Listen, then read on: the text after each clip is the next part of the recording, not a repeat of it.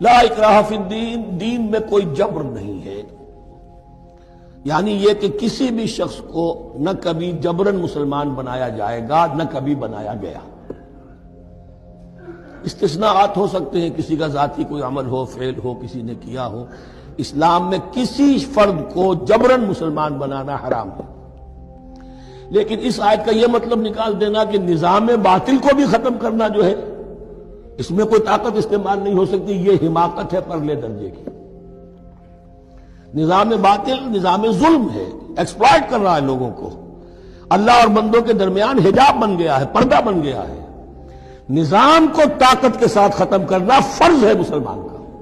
طاقت نہیں ہے تو ٹھیک ہے، طاقت حاصل کرنے کی کوشش کرتا رہے، لیکن جو مسلمان نظام باطل کو ختم کرنے کی آرزو اور ارادے سے خالی ہے، اس کے دل میں یہ ارادہ نہیں ہے، اس کے دل میں ایمان نہیں ہے۔ طاقت اور جبر نظام کو ختم کرنے پر صرف کیا جائے گا، کسی فرد کو مجبوراً مسلمان نہیں بنایا جائے گا۔ یہ ہے اصل میں اس آیت کا مفہوم۔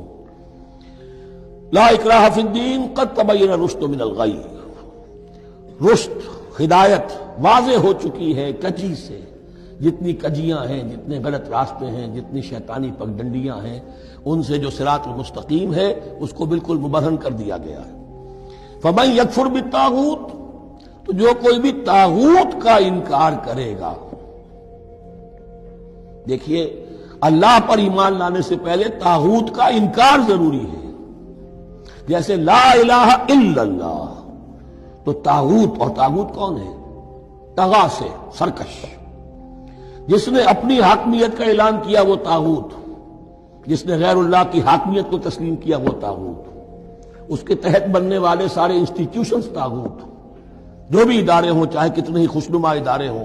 ہے عدلیہ، لیکن وہ عدلیہ اللہ کے قانون کے مطابق فیصلے نہیں کر رہی، کچھ اور لوگوں کے بنائے ہوئے قانون کے مطابق فیصلے کر رہی، وہ طاغوت ہے۔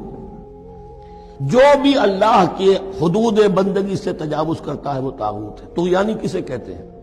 پانی دریا کی حدوں میں بہہ رہا ہے، لیکن جب وہ اپنی حدوں سے نکلا طغیانی